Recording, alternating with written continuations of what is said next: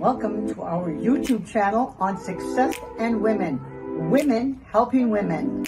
Come join us. See you soon.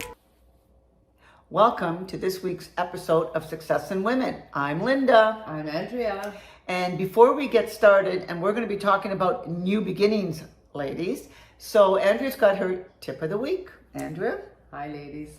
Well, if one of your New Year's resolutions or goals is to clean out your closet and get rid of some of the old to bring in the new, especially if you're going to be maybe doing Weight Watchers or a gym and you want to get into shape, that's a good incentive. Anyways, with the pants, it's always an issue because if you don't have the hangers with the clip-ons, you have to sort of put them on a hanger. And I always find when I take the pant off, it's got like a little line right where the bend was. So I saw this tip, and if you have those pool noodles, they're coming in pretty handy. You cut them to the size of the hanger and, put a slit obviously and sit it on, and the pants hang over beautifully, and then you don't get that crease. That's a really good idea. Actually, it would be kind of nice because you can see them be all color coordinated if you had the different colors in your of the pool noodles. Exactly. Yeah, and buy them fresh and new.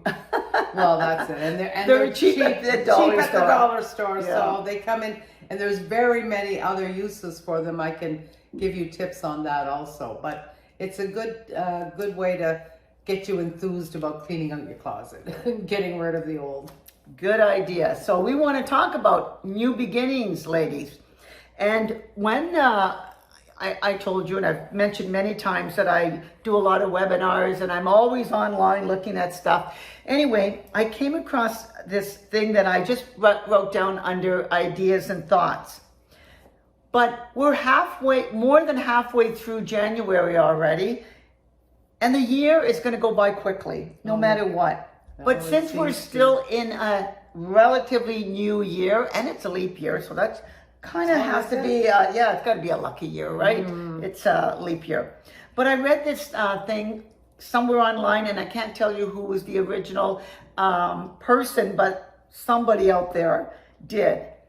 And what they talked about was you can't have a new life if you still have old thinking. If you think that you've reached your limits, then you have. If you think the problem is too big, then it is. Because it's all to do with what you believe. And Andrea and I've talked about your mindset on other episodes, but it's getting rid of the old. Yes. And coming in with the new. And the new means that you must start embracing change. And it's not always so easy. And especially as you age and, I've always done it this way, or they've always done it this way. Well, maybe that shouldn't be your thinking. You should think, well, is there a better way to do this? It's interesting you said that, Andrea, and especially as you get older. I have a business partner in another business that's younger, but he still brings up all of the things of the way he used to do things at his prior employers. Wow. And I'm like, but you're not there anymore. You're here and we do things differently. But no matter what, it's been 4+ years and he still brings up, well, this is the way we used to do it at, and he'd mentioned his previous company. And I'm thinking, but I don't care because we're not at that company. And if you want to play that game, I can say, well, this is the way we've always done it. Right. But we're always looking, at least I'll say, our assistant and myself, looking for ways to make changes, to make it better in the sense of maybe it makes it easier, maybe it takes less time, but whatever, you have to embrace the changes. And you got to be open to it. What is that old saying they always say? The definition of insanity. Oh, I love that. Doing something over and over and expecting a different result. Yes, a different outcome. Yeah. And why would you expect a different outcome? You think if you've done it 10,000 times, it's going to mean now finally it's going to work? Right. No. No, you have to tweak and change something. And actually, it's why they talk about a lot of times when there's inventions and different things of I'll say, whether it's to build something or to whatever, create something, but you have to go through over and over and over. But each time you make that change when it didn't work, right. You got to do a tweak. And sometimes it will take 10,000 times to make that, I'll say, invention work. But you've changed it each time. You didn't Right. keep it exactly the same and say, okay, maybe this time it will work. No, and those baby steps lead you to success. Right. Because at some point, you're going to figure it out. Right. And you know, that's what you need to do. It's so many people just say, oh, well, obviously nothing can be done. But there can be something. And like I always say to my kids, you know, Google it, see if there's an answer or even just try something different. I mean, even in my home, like if there's streaks on my floor, I figure out a way to get rid of them, you know, and some detergents are worse than others, or, you know, it's in all aspects of life. You know, when you do your hair, how did it turn out? Well, I'm not going to curl it like that tomorrow because I sure didn't like it, but somebody will keep trying and trying and trying and combing it out and saying, why isn't it doing what I want it to do? Well, because you need to change. You do. And the thing is, you just have to be open to having something. Maybe you see somebody at work or even, I'll say another parent, the way that they're handling their children. Because you may be struggling with certain things that your kids are doing that you can't get them to undo. Right. And then you see a parent, say at the park or somewhere, and all of a sudden it's like, oh, they got them to stop crying very quickly. Well, what did they do? Right. Maybe go and talk to them. But you know what? People are willing to share their expertise in whatever area that you need if you only ask. Well, some people just get stubborn, you know, or they're in denial. You know, a child might be having an issue and the parent just won't see it. Or they see something, but they say, I mean, I know a couple of parents that one was very proactive with their child right from the get-go because she felt something was wrong. She was right. And the child is flourishing. Wow. Whereas the other child, they've been in denial. And now the child is not getting the help it needs. Or I think now they're going to start, but he's 4 years behind the ball. So you have to see things for what they are and take the steps to make the changes and to help. But you know, one of the points that you just made, I think, when you're looking, you have to look within yourself. What could you do differently? And be open to that. Because there, like Marie Folio always says, everything is figure-outable. Right. You just need to take the steps and be open-minded. Because say there's a job opportunity that came up at your office and you thought you had the qualifications, you've been there long enough, everything was on paper, it should have been yours, but it was given to somebody else. Then you got to figure out, well, why? Why? And maybe that means going to the boss and saying, listen, you know, I think that I was really qualified for this, but what was the decision that made this person get it over me? Because I want to make sure that next time that there's an opportunity, that I have an opportunity to really secure that job, that promotion. What can I do to better myself? Yes. Not about, oh, why did they get it? They're no better than I am. And that's how a lot of people think. And you have to get rid of that stuff. You do. You are responsible for you. Yeah. And your qualifications and what you know. So if you go, like you say, you go to the boss, you say, what did they have something I didn't have? What can I do to improve my chances? And they'll obviously, hopefully let you know, and then you work on that. Maybe you have to take a course. Maybe I was thinking that too, because sometimes people don't always want to, I'll say, better them, but remember we talked about this before. Learning actually keeps you younger. Yes. And so whether you're at work or you're a parent, whatever it is in life, you never should stop learning That's right. and growing. Growing. Because if you do, you really do all of a sudden, I'm going to say, die old. Yes, you lose a passion or you lose excitement. And I talk about this all the time with my friends or whoever, especially with my health kick, and they're always saying, "Oh, well, I guess you're going to live to be 100." I said, "I'm not wanting to live to 100, but the years, well, if I do, that's fine. But the years that I have, I want to be alive. I want to be healthy. I want to be excited about life And young. and want to learn new things. Right. I still want to learn new things.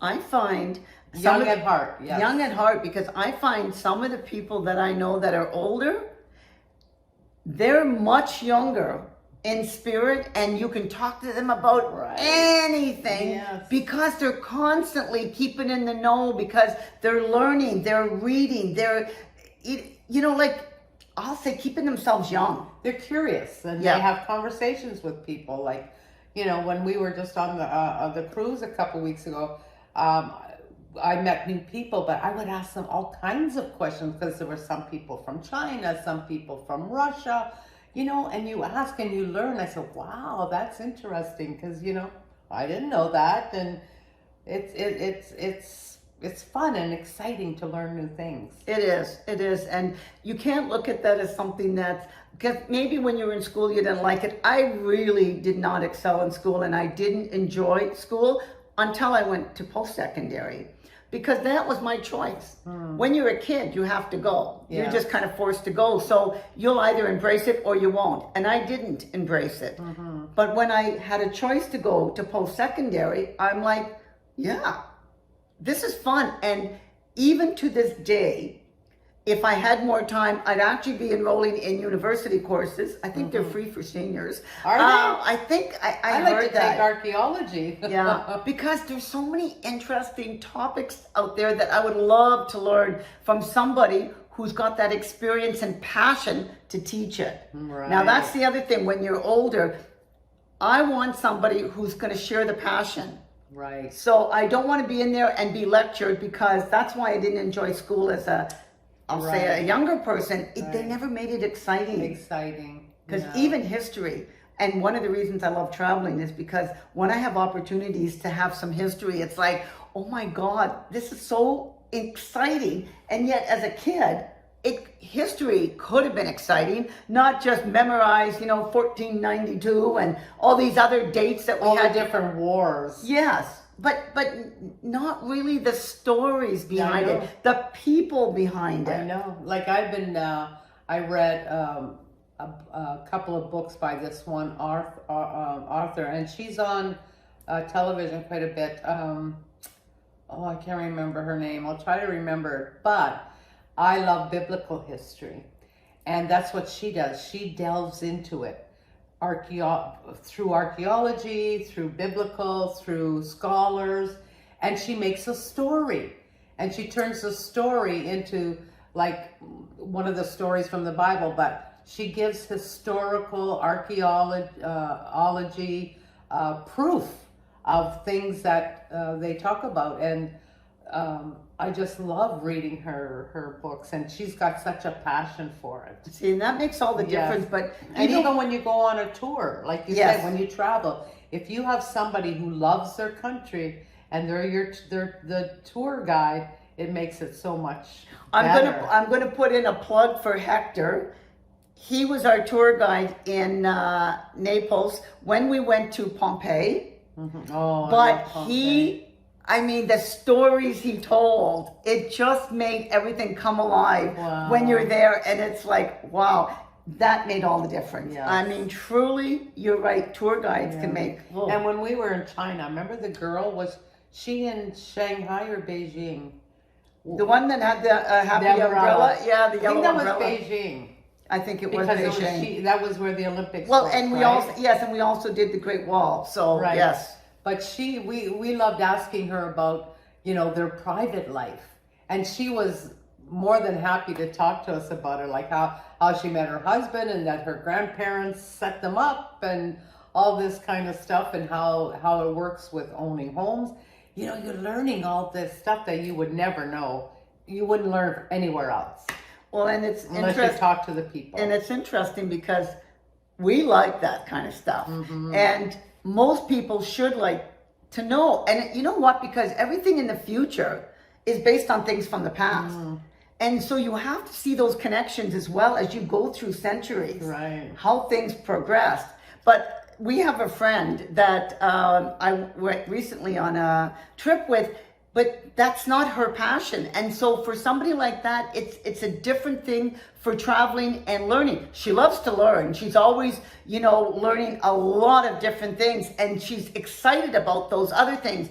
But she's not excited about the history and how history plays a part in our present, let alone how it's going to play a part in the future. And so when you so she would make a good tour guide on talking about the history. Like Hector, he blew me away with the stories.